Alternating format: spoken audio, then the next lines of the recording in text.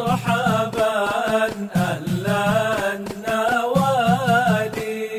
السلام عليكم ورحمة الله وبركاته. الحرية minnatun minallahi subhanahu wa ta'ala wa wajaba alaina asyukru biha. Besok bertepatan 17 Agustus 1945, hari kemerdekaan negeri tercinta Indonesia. Sudah masuk ke 79 tahun ya, kemerdekaan. Alhamdulillah. Kemerdekaan adalah anugerah yang Allah berikan kepada kita dan wajib disyukuri dengan mentaati Allah dan Rasulnya. Wa may yuti'ir rasula faqad ata'a Allah. Siapa yang taat kepada Rasul, maka sungguh dia telah taat kepada Allah. Jadi cara mensyukuri nikmat merdeka dengan cara kita taat kepada Allah, taat kepada Rasul. Sebab yang memberikan kemerdekaan adalah Allah. Dan peristiwa kemerdekaan Republik Indonesia diproklamasikan bertepatan juga dengan bulan suci Ramadan, yaitu tanggal 9 Ramadan. Hal yang sama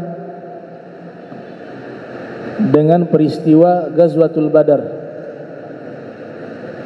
Perang Badar pun terjadi di bulan suci Ramadan, tepatnya 17 Ramadan.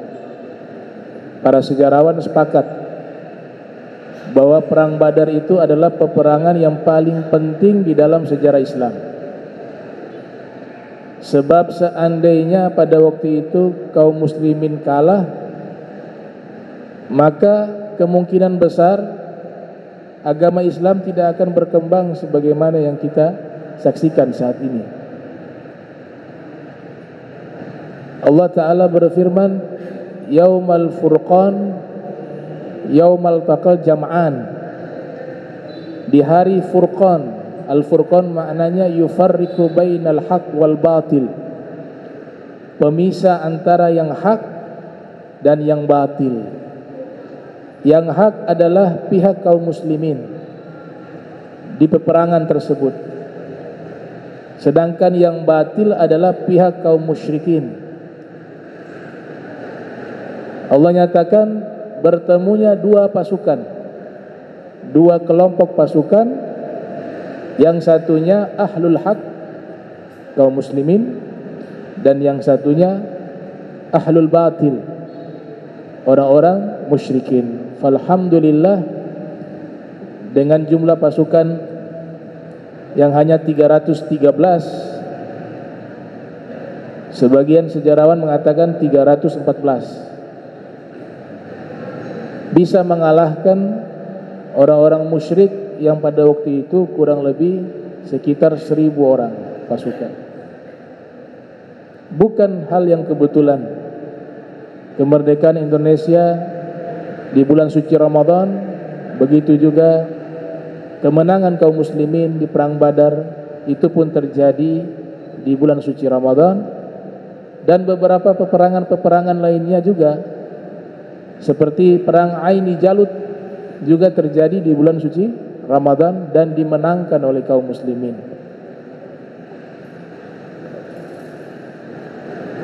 Pahlawan-pahlawan di mana tempat ada di zaman itu. Kalau di Ternate ini kita kenal Sultan Babullah yang berhasil mengusir Portugis. Peperangan terjadi di Benteng Castella, yang akhirnya orang-orang Portugis pun mereka pergi meninggalkan Ternate sebab di invasi oleh Sultan Babullah, yang pada waktu itu beliau menuntut juga kepada pihak Portugis yang telah membunuh Sultan Khairun. Itu yang dalam sejarah seperti itu. Dan diceritakan beliau tidak mengganggu anak kecil, kaum perempuan, atau orang-orang yang bekerja di dalam masalah kesehatan sebagai tenaga medis. Itu tidak diganggu. Bahkan dalam sejarah beliau memasok makanan di situ kepada mereka. Itu pahlawan di Ternate, Sultan Babullah. Dan masih banyak pahlawan-pahlawan lainnya. Ada juga Salahuddin, ya, Haji Salahuddin bin Tolabuddin. Tercatat dalam sejarah pada tahun 1941 Masehi sudah mengibarkan bendera di Patani, Halmahera Tengah, dan mengadakan perlawanan terhadap penjajah hingga beberapa kali masuk penjara sampai ke Nusa Kambangan, dan pada akhirnya ditangkap oleh pihak penjajah dan dieksekusi mati di Skep. Makanya di Skep itu kan mengabadikan namanya Kelurahan Salahuddin. Itu kan diakui sebagai pahlawan baru-baru ini, ya. Kemudian di samping Masjid Muttaqin Islamiyah, itu dalam sejarah pengibaran bendera Republik Indonesia Merah Putih, ada yang mengatakan secara kelembagaan yang mengibarkan pertama kali di Maluku Utara itu dikibarkan di SD Islamiyah ini, di samping Masjid Muttaqin. Tahu di waktu itu apa dia, apakah SD atau apa, wallahu alam.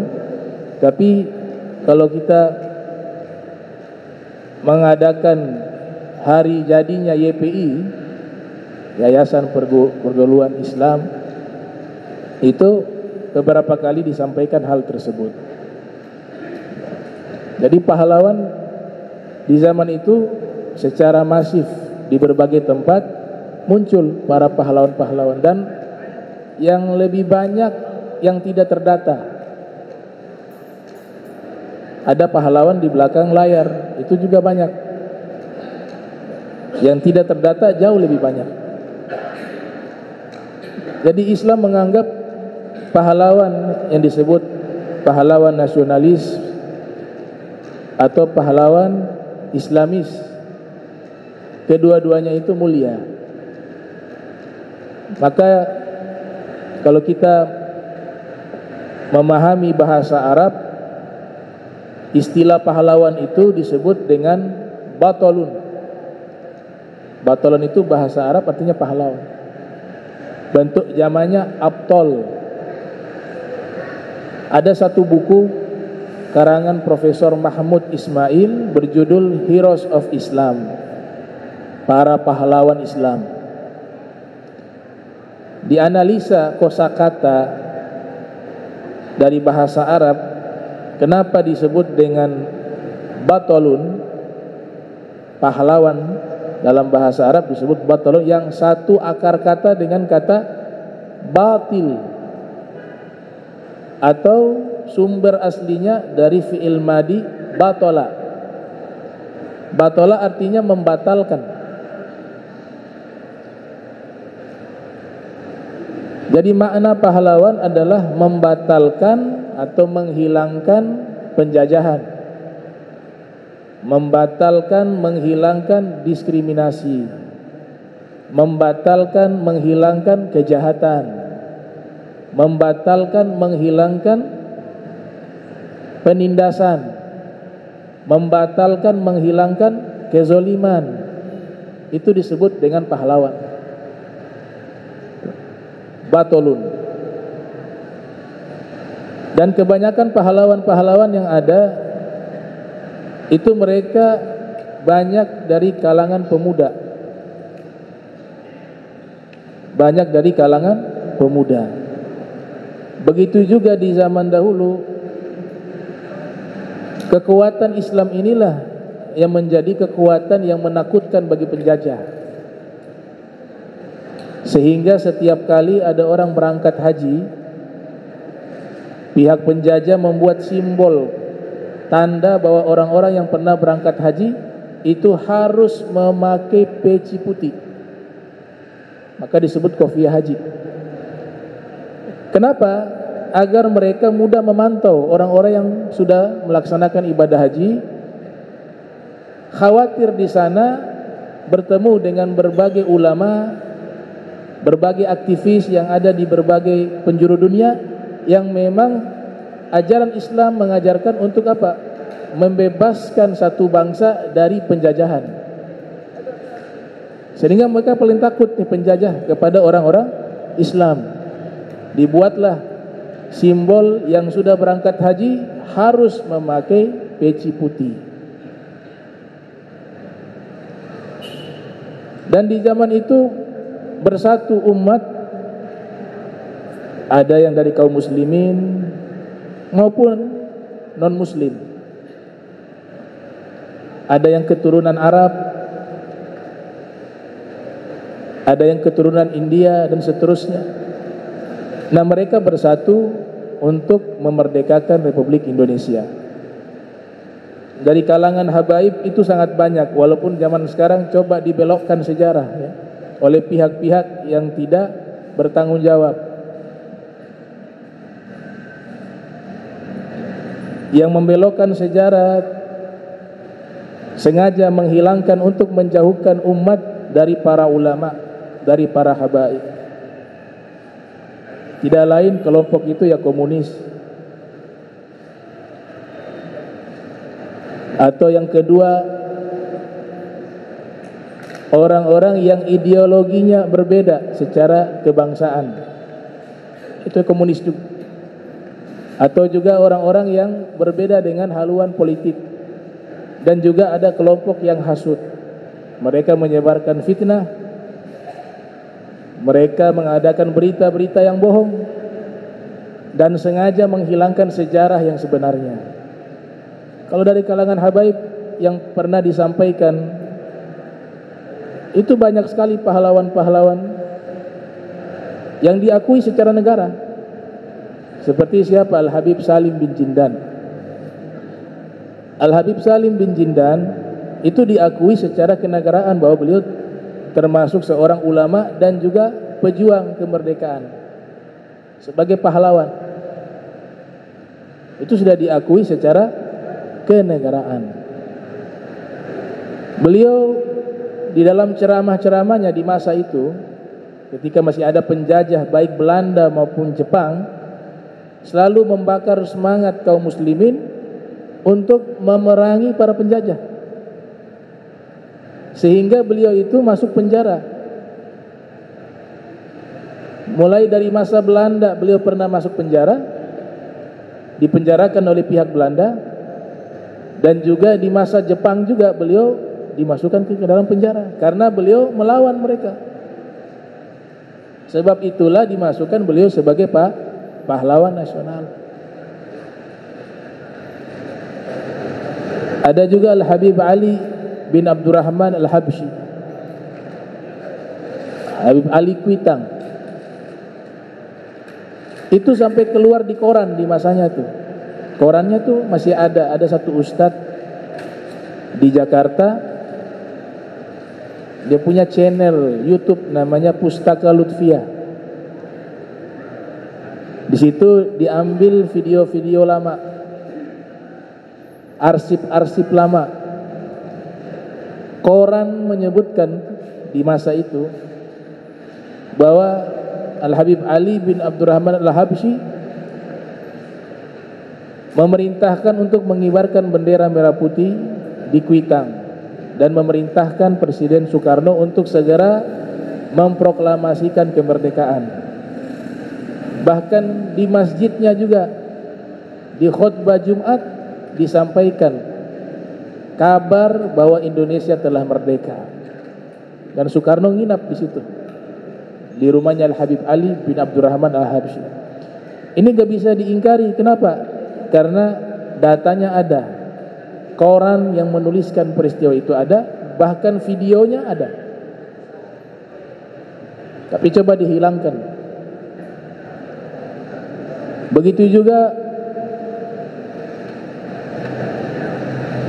Al-Habib Ahmad As-Saqaf yang mendirikan Rabita Alawiyah. Di masa itu ikut berjuang di dalam kemerdekaan Republik Indonesia. Bahkan ada organisasi kumpulan orang-orang Arab Hadramaut namanya Jamiatul Khair. Visi misi utamanya adalah apa? Memerdekakan bangsa Indonesia. Setelah merdeka mereka bubar. Organisasi itu dibubarkan, dan tidak sedikit yang mengeluarkan biaya, bahkan mengirim pasukan untuk ikut berjuang di dalam menghadapi penjajah. Salah satunya pendiri Universitas Al-Imam Syafi'i di kota Mukalla di Hadramaut, namanya Syekh Ba'atiyah, Syekh Dr. Ba'atiyah, dari golongan masyayikh. Jadi yang berjuang dari kalangan habaib juga, dari kalangan masyayikh juga, orang-orang keturunan Hadramaut dan yang lain asli dari Hadramaut datang. Seperti Syekh Salim, pengarang kitab Safinatun Najah. Selain ulama, beliau juga adalah orang yang pakar di bidang persenjataan. Membeli senjata di luar, kemudian dipasok ke Indonesia untuk diberikan kepada para pejuang. Makanya kuburan beliau ada di Jakarta. Meninggal di Jakarta. Pengarang kitab fikih terkenal Safinatun Najah, Syekh Salim bin Sumair. Syekh Ba'atiyah mengirimkan 150 pasukan untuk membantu dalam perjuangan kemerdekaan Republik Indonesia. Ada juga Al-Habib Hussein Mutahhar sebagai orang yang menciptakan lagu 17 Agustus dan tokoh awal penggerak Paskibraka yang mengibarkan bendera merah putih, dan bendera asli merah putih juga pernah disimpan, dijaga oleh beliau. Bendera yang asli, pusaka asli merah putih. Dan juga tokoh di pramuka nasionalis, lagu 17 Agustus HR Mutahhar, itu Habib Hussein Mutahhar. Ada Habib Syekh Al-Attas. Al-Habib Syekh Al-Attas seorang pedagang yang kaya raya. Entah berapa banyak hartanya diberikan kepada para pejuang. Ada Sultan Abdul Hamid Al-Qadri, Sultan Pontianak. Itu memang dalam sejarah bersama Dr. Muhammad Yamin membuat simbol negara burung Garuda, dan beliau terpilih sebagai pemenang di dalam membuat simbol negara Republik Indonesia yang saat ini kita lihat burung Garuda itu. Dan juga beliau sebagai tokoh diplomasi yang memperjuangkan kemerdekaan lewat jalur diplomasi. Jadi kalau diplomasi ya otomatis sering ke Belanda, interaksi. Karena sekarang difitnah juga bahwa beliau pengkhianat. Kalau beliau pengkhianat, kenapa di zaman dahulu lambang Garudanya diterima oleh negara?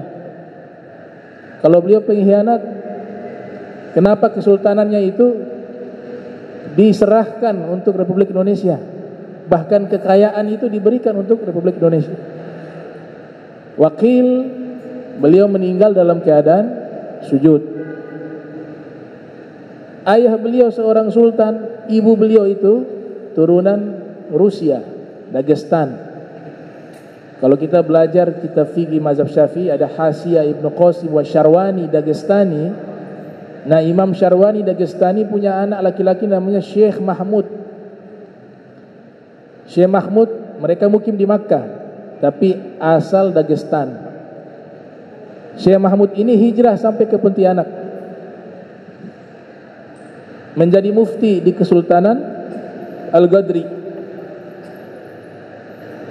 Bawa anak, bawa istri, anak perempuannya dibawa, istri juga dibawa. Anak perempuan inilah nanti menikah dengan sultan. Lahirlah Sultan Abdul Hamid II itu. Kemudian juga ada pahlawan-pahlawan lainnya.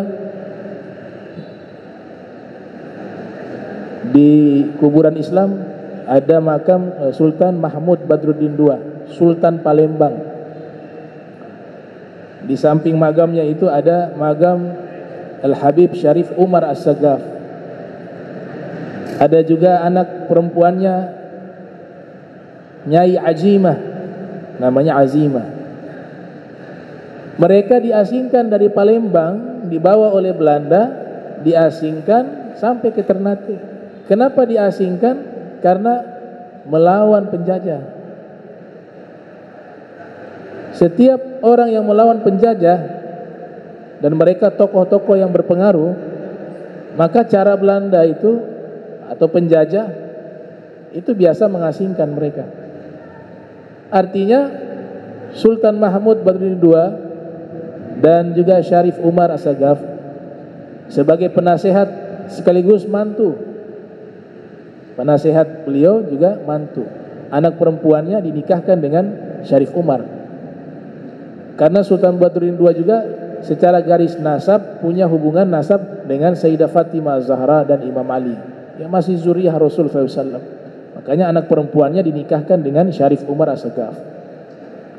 Prasastinya kuburannya masih ada. Jadi tempat bersejarah. Itulah pejuang-pejuang dari golongan para habaib dan dari golongan para kiai juga banyak. Nah, zaman sekarang ini dikotak-kotakkan, sengaja dibentur-benturkan, bahkan distorsi sejarah yang benar itu, hanya mencari-cari kesalahan. Nah, jadi luar biasa perjuangan para pahlawan terdahulu. Nah, kita penting untuk mempelajari sejarah, terutama biografi para pahlawan. Ya, para pahlawan memiliki keteladanan, memiliki kebaikan, perjuangan, mereka lewati semua. Sayyidina Sa'ad bin Abi Waqqas bahkan mengatakan, "Allimu auladakum bisyaril abtal." Al-Habib Salim bin Jindan meriwayatkan satu riwayat yang sanadnya bersambung kepada sahabat bernama Sayyidina Sa'ad ibn Abi Waqqas. Sayyidina Sa'ad bin Abi Waqqas mengatakan, "Allimu auladakum bisyaril abtal." Ajarkanlah anak-anak kalian biografi para pahlawan. Dan para pahlawan sebagaimana yang kita ketahui, kebanyakan pemuda di masa itu. Para mujahid, baik pahlawan nasionalis maupun pahlawan agamis, Islamis. Kita kenal ada namanya Sultan Syahrir, ada Kiai Haji Dewantoro, ada Hos Cokro Aminoto, ya, ada Kiai Agus Salim, ada Jenderal Sudirman, para pahlawan revolusi, ya. Itu rata-rata mereka berjuang sejak usia masih muda. Ya. Maka ada peristiwa sejarah yang dikenal sampai saat ini, yaitu Sumpah Pemuda. Karena perjuangan kebanyakan dari para pemuda. Begitu juga dalam perspektif Al-Quran, disebut pahlawan-pahlawan dengan sebutan nama para pemuda, fityatun. Bahkan di dalam Al-Quran definisi pahlawan itu jauh lebih ideal, lebih sempurna. Jadi bukan hanya memperjuangkan kebenaran, tapi pahlawan itu juga disebut sebagai orang yang punya hubungan baik dengan Tuhannya. Maka Allah Ta'ala berfirman di dalam Al-Quran, "Innahum fityatun amanu birabbihim wa zidnahum huda." Sesungguhnya mereka para pemuda tersebut, innahum fityatun amanu birabbihim, beriman kepada pencipta mereka, wa zidnahum huda, maka kami tambahkan kepada mereka petunjuk. Di masa Rasul sallallahu alaihi wasallam banyak sahabat dan juga dari kalangan ahlul bait Rasul yang mereka adalah pemuda-pemuda yang layak disebut pahlawan. Sebagai potret figur Al-Imam Ali bin Abi Thalib karramallahu wajha dikenal sebagai seorang yang soleh, ahli ilmu, ahli ibadah, mujahid, pejuang, layak dinisbatkan sebagai pahlawan bagi agama Islam. Sebab itulah di dalam kitab atau buku Heroes of Islam ditulis oleh Prof. Mahmud Ismail, di situ menyebutkan nama beliau sebagai pahlawan. Dan Nabi Muhammad SAW memberikan pujian tentang kemuliaan beliau dengan sabda Nabi, la fata illa Ali wala saifun illa dzul fiqar. Tidak ada pemuda yang hebat melebihi Imam Ali dan tidak ada pedang yang hebat seperti pedang Dzulfiqar. Dan Imam Ali bin Abi Thalib ini bukan hanya pahlawan yang biasa-biasa saja. Semua mereka pahlawan yang dididik oleh Nabi Muhammad SAW adalah orang-orang yang memiliki hubungan yang kuat dengan Sang Pencipta.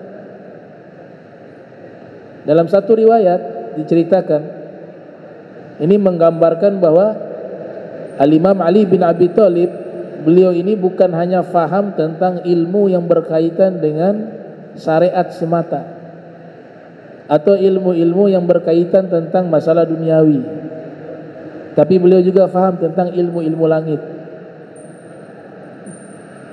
Diriwayatkan beliau pernah berkhutbah ketika beliau menjadi khalifah di Basrah, di Irak. Di saat itu beliau naik di atas mimbar, kemudian beliau menyampaikan pidato. Beliau mengatakan, saluni qabla an tafkiduni, tanyalah kepadaku seluruh ilmu sebelum kalian kehilangan aku. Kemudian beliau melanjutkan, is'aluni an turukis samai fa inni a'rafu biha min turukil ardi. Tanyalah kepadaku seluruh jalan yang ada di langit, sesungguhnya aku lebih mengetahuinya dibanding jalan-jalan yang ada di bumi ini. Walau kushifal ghita'u mazdadtu yaqinan, seandainya Allah membuka tabir, maka imanku, keyakinanku tidak akan bertambah, karena sudah puncak dari keimanan dan keyakinan. Itu beliau sampaikan pidato tersebut di hadapan umat waktu itu di Basrah. Tiba-tiba ada seseorang mengancungkan tangan mengatakan, wahai Amirul Mukminin Ali bin Abi Thalib, saya mau ajukan satu pertanyaan. Sayyidina Ali mengatakan, silakan. Saya ingin tanyakan, aina Jibril al-an? Saat ini malaikat Jibril ada di mana? Maka Imam Ali bin Abi Thalib mengarahkan pandangan ke langit sesaat. Kemudian beliau mengembalikan pandangan dan mengatakan, kamu malaikat Jibril yang bertanya itu. Tiba-tiba terbang, dia hilang. Dan semua jamaah yang hadir menyaksikan itu, dan mereka bertakbir, berteriak dan bertakbir bersama karena menyaksikan hal yang luar biasa pada waktu itu. Itulah yang dikatakan oleh Sayyidina Ali, bahwa saya mengetahui jalan-jalan yang ada di langit melebihi jalanan yang ada di bumi. Itu sudah diberikan ilmu yang luar biasa, ilmu yang luar biasa yang Allah berikan kepada beliau lewat perantara kekasihnya Nabi Muhammad sallallahu alaihi wasallam. Bahkan putra beliau juga pahlawan, Al-Imam Hasan bin Ali. beliau secara aklamasi dipilih oleh umat di kota Madinah sebagai khalifah yang sah. Maka sebagian besar para ulama ketika menyebutkan al-khulafa'ur rasyidun, siapa mereka al-khulafa'ur rasyidun? Mereka mengatakan sudah Sayyidina Abu Bakar, Sayyidina Umar, Sayyidina Utsman, Sayyidina Ali, dan Sayyidina Hasan bin Ali bin Abi Thalib. Karena dihitung genap 30 tahun sebagaimana yang disabdakan oleh Rasul sallallahu alaihi wasallam, al-khilafatu ba'di 30 sanatan. Khilafah setelahku hitungannya 30 tahun. Maka dihitung oleh para ulama genap 30 tahun di masa kepemimpinan Imam Hasan bin Ali. Beliau layak disebut pahlawan sebab jabatan yang sah yang beliau miliki pada waktu itu, ada pihak lainnya di Syam yang juga mendeklarasikan sebagai khalifah, yaitu Muawiyah bin Abi Sufyan, dan juga nanti berlanjut kepada putranya Yazid bin Muawiyah. Pihak pendukung Sayyidina Hasan tetap bersikeras bahwa Sayyidina Hasan adalah khalifah yang sah. Dan di pihak Syam juga demikian, mengangkat Muawiyah sebagai khalifah, dan pendukungnya juga mati-matian membela. Dan kedua kelompok ini adalah kaum muslimin. Disinilah sikap seorang negarawan sejati, sikap pahlawan yang sesungguhnya. Imam Hasan menyerahkan kekuasaan tersebut kepada Muawiyah, jangan sampai terjadi konflik antara kaum muslimin. Beliau mengalah, dan ini sudah diprediksi jauh hari oleh Nabi kita Muhammad sallallahu alaihi wasallam. Imam Hasan masih anak-anak waktu itu. Nabi mengatakan, inna hadza ibni sayyid, ini anakku, ini pemimpin sejati, kata Nabi Muhammad sallallahu alaihi wasallam. Yuslihullahu ta'ala bihi bainal fi'atain 'azimatain minal muslimin. Berkat beliau Imam Hasan, Allah Ta'ala mendamaikan dua kelompok kaum muslimin yang bertikai. Maka sejarawan mencatat peristiwa tersebut dengan tinta emas, dengan tema dan judul Amul Sulhi, tahun perdamaian. Inilah pahlawan sesungguhnya. Hubungannya baik dengan Allah, memperjuangkan kebenaran, mujahid fi sabilillah. Dan yang lebih luar biasa lagi, beliau wafat dalam keadaan syahid fi sabilillah.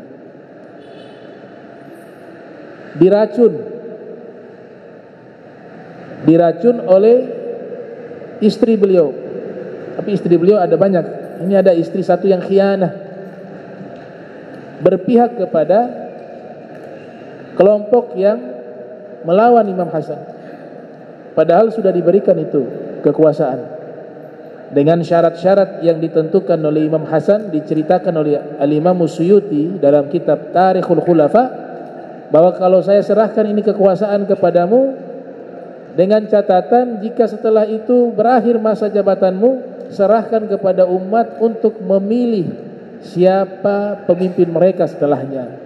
Karena agama Islam sistem pemerintahannya tidak dibangun dengan sistem monarki. Monarki itu diadopsi dari kerajaan Romawi dan kerajaan-kerajaan yang ada di luar kekuasaan Islam, ya, bukan sistem Islam secara mutlak. Monarki itu turun-temurun. Tapi setelah itu ulama beristihad, boleh kita mengadopsi ini, tapi dari pihak keluarga itu kita cari jangan langsung anak. Siapa yang paling layak menjadi khalifah, dialah yang memimpin. Maka inilah sistem yang dibangun oleh Khilafah Umayyah. Khilafah Umayyah memiliki sistem monarki musyawarah. Syahid beliau pada tahun 49 Hijriah. Menurut Imam Al-Waqidi, Imam Hasan wafat tahun 49 Hijriah. Sebagian lain ulama mengatakan wafat pada tahun 50 Hijriah.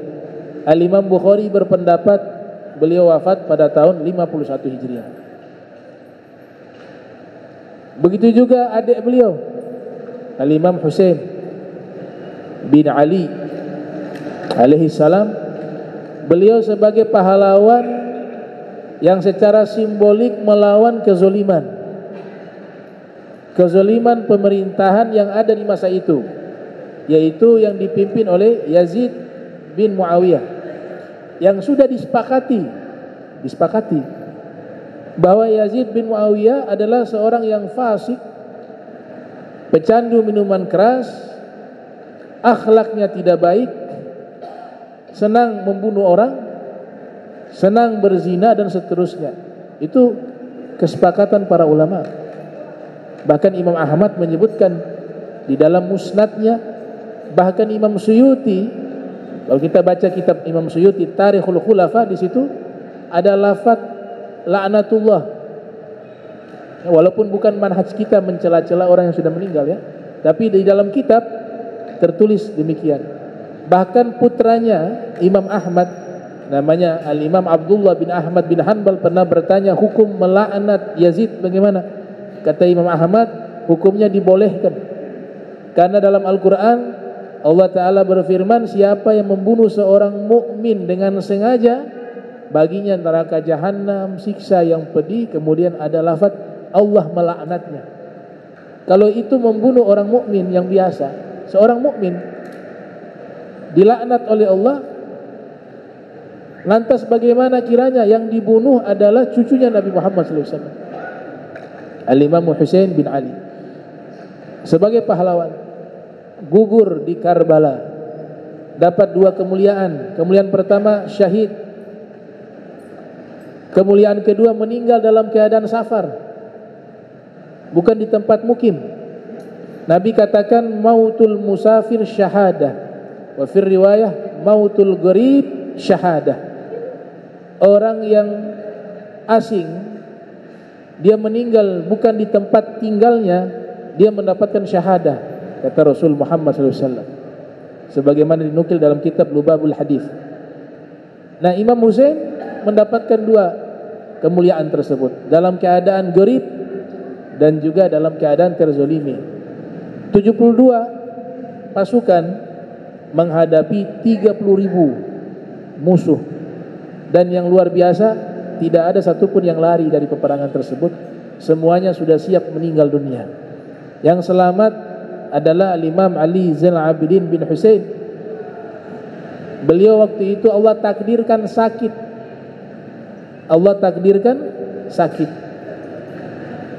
Dan satu aib yang sangat besar dari tradisi orang-orang yang ada di Irak waktu itu dan juga di Arab, aib yang sangat besar membunuh orang yang sedang sakit. Itu aib. Maka sebab itulah mereka tidak berani membunuh Al-Imam Ali Zainal Abidin bin Husain, karena waktu itu beliau sedang sakit. Karena itu satu perbuatan yang merusak nama mereka, reputasi mereka. Maka ditinggalkanlah Imam Ali Zainal Abidin. Akhirnya beliau mukim di kota Madinatul Munawwarah, menjadi ulama besar, menjadi seorang yang ahli ibadah, yang zahid, imam besar, yang disebutkan ibadah beliau sehari semalam solat sebanyak 1000 rakaat. Diberikan gelar As-Sajjad, seorang yang ahli sujud, dan gelarnya sudah diberikan oleh Nabi Muhammad SAW sebelum beliau lahir di dunia ini, dengan gelar Zainul Abidin. Inilah pahlawan-pahlawan juga yang patut kita berbangga memiliki pahlawan nasionalis dan juga pahlawan Islamis. Jadi tidak salah kalau Nabi berikan gelar kepada kedua cucunya, Al-Imam Hasan wal Husain, dengan gelar Sayyidah Syababi Ahlil Jannah, dua orang pemimpin pemuda ahli surga, Sayyidah Syababi Ahlil Jannah. Begitu juga para sahabat Nabi, banyak di antara mereka pahlawan pejuang yang usianya sangat muda. Ada salah satu sahabat bernama Sayyidina Mu'az bin Jabal. Itu meninggal usia 38 tahun. pada tahun 18 Hijriah. Terkena wabah penyakit taun. Ada Sayyidina Sa'ad bin Mu'az, ada Sayyidina Umar bin Khattab yang membebaskan Baitul Maqdis. Ada juga Sayyidina Ali bin Abi Thalib juga masuk sebagai pemuda yang berjuang di barisan sahabat dan di barisan Ahlul Bait Rasul Muhammad sallallahu alaihi wasallam. Dan masih banyak lainnya. Ya. Kalau sahabat itu murid, tapi bahasa tawadunya Nabi disebut sahabat. Dijadikan murid dengan gelar sahabat, tapi hakikatnya murid. Ada juga ulama yang memisahkan bahwa Imam Ali dimuliakan dengan golongan Ahlul Bait,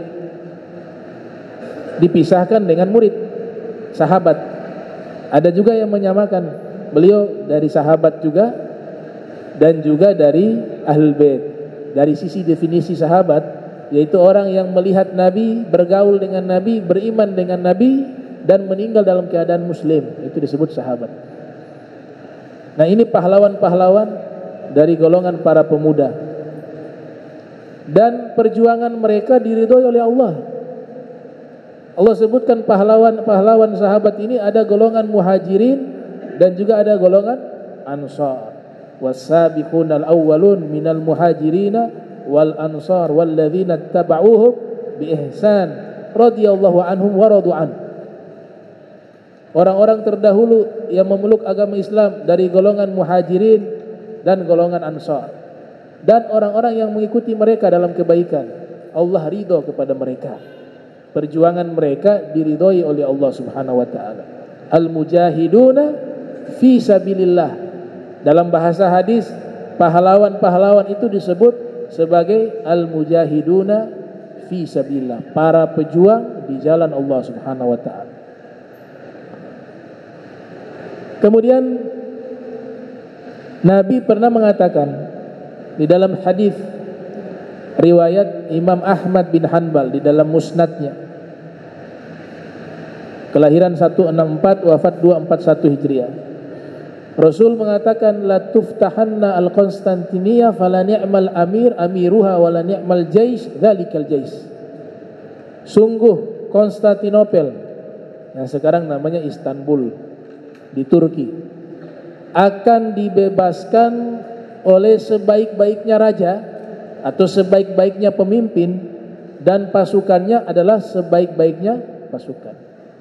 Ini hadis dihafal oleh banyak sahabat sehingga termotivasi setiap khilafah yang baru, program utamanya adalah jihad sampai ke Konstantinopel untuk membebaskan Konstantinopel. Mulai dari masa Al-Khulafa'ur Rasyidun, itu mulai dari tahun 11 Hijriah sampai tahun 40 Hijriah. Program utama salah satunya adalah apa? Pembebasan Konstantinopel yang waktu itu dikuasai oleh Bizantium. Kenapa jadi program utama dari setiap pemerintahan dan khilafah Islamiyah?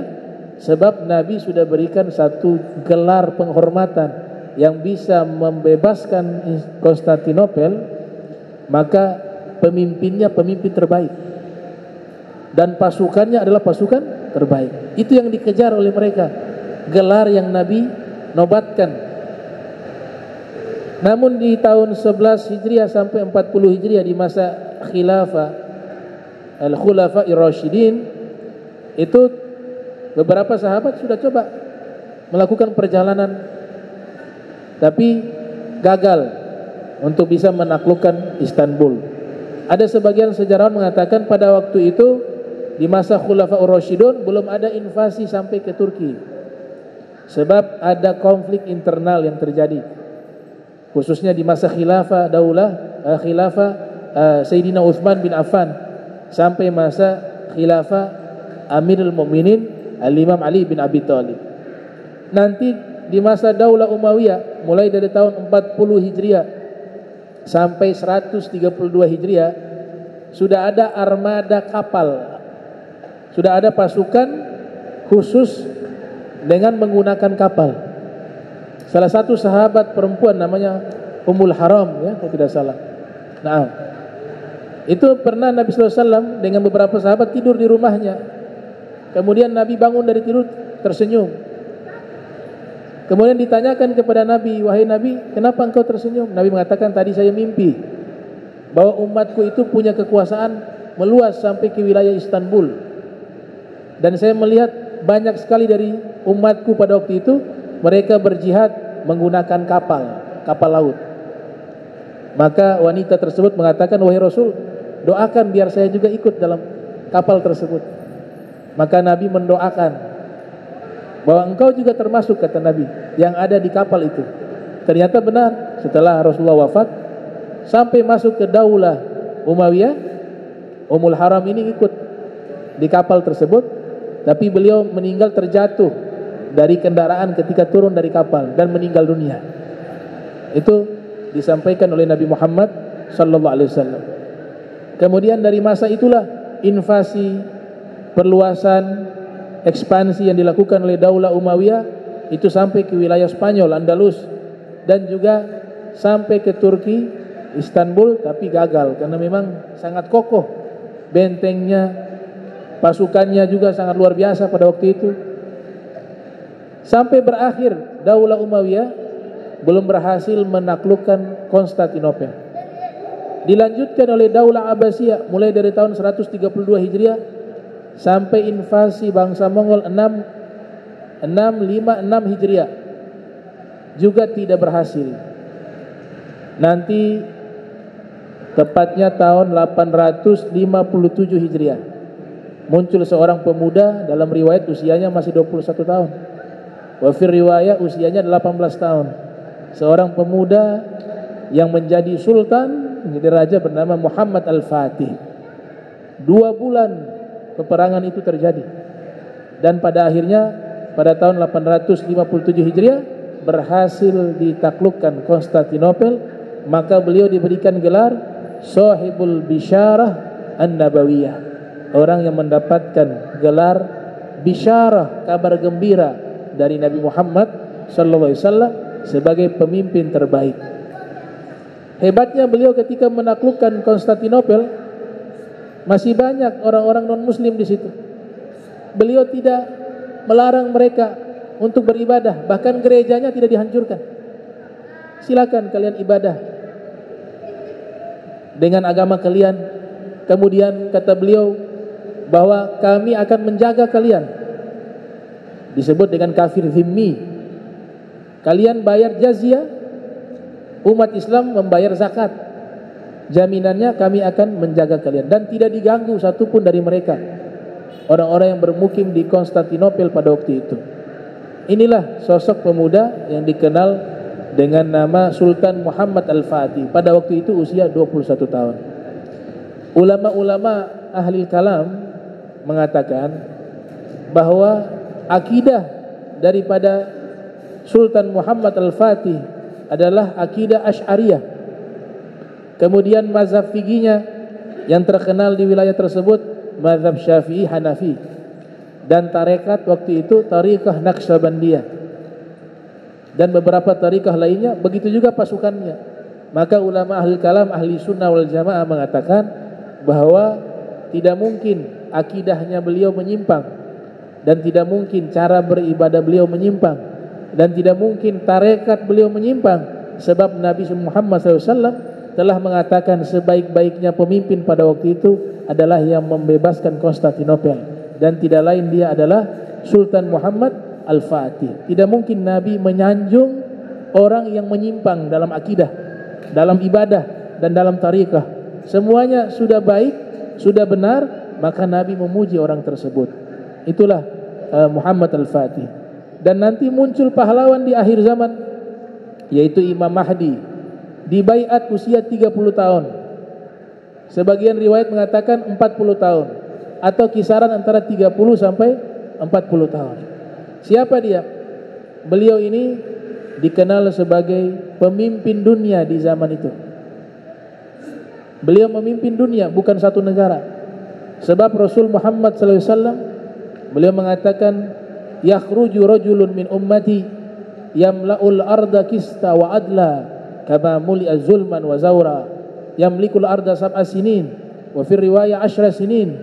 Nabi bersabda, akan keluar seorang laki-laki dari umatku, dalam riwayat yang lain dari keturunanku. Dia menguasai bumi ini, dia penuhi dengan keadilan yang sebelumnya bumi ini dipenuhi dengan kejahatan dan kezaliman, dan beliau memimpin bumi ini selama masa 7 tahun.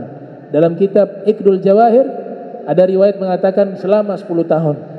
Siapa beliau? Nabi katakan, huwa Al-Mahdi min zurriyati min auladi Fatimah. Imam Mahdi adalah turunanku dari anak-anaknya Sayyidah Fatimah. Yuwati ismuhu ismi, namanya sama dengan namaku. Wa yuwati ismu abi isma abi, dan nama ayahnya sama dengan nama ayahku, kata Rasul sallallahu alaihi wasallam. Beliau menjadi pahlawan yang dimana bumi sebelumnya dipenuhi dengan kezaliman.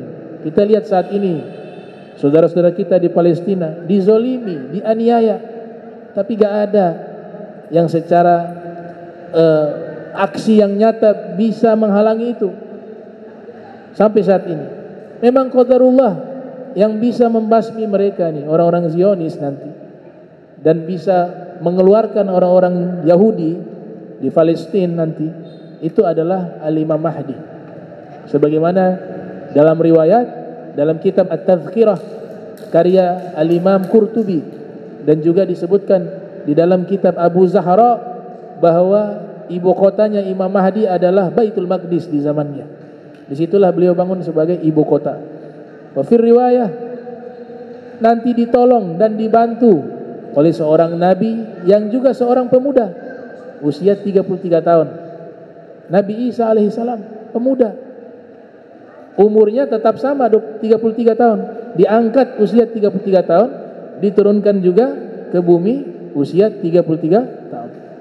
Dan perkara ini haddut tawatur, riwayatnya mutawatir, tidak bisa diingkari. Bukan hadis yang lemah, hadis yang mutawatir. Bahkan As-Said Abdullah Al-Gummari menulis kitab tentang risalah Imam Mahdi.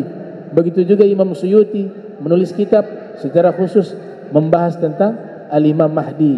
Nah, mereka ini pahlawan-pahlawan ya. Nabi Isa umurnya 33 tahun, turun ke bumi untuk membantu Imam Mahdi. Yang luar biasa, beliau menggunakan syariat Nabi Muhammad SAW, ingin menjadi umat Rasul Muhammad SAW. Solatnya solat Nabi Muhammad, solatnya umat Islam. Puasanya Nabi Muhammad, puasanya umat Islam. Cara berhajinya, beliau juga dalam riwayat akan melaksanakan ibadah haji. Cara berhajinya Nabi Muhammad SAW. Dan beliau pun menikah dengan wanita dari umat Nabi Muhammad SAW. Para ulama mengatakan menikah beliau, nanti punya anak laki-laki. Kemudian beliau dimakamkan nanti di samping kuburan Rasul Muhammad SAW di kota Madinatul Munawwarah. Di tempat itulah nanti Nabi Isa dimakamkan. Usia beliau 33 tahun.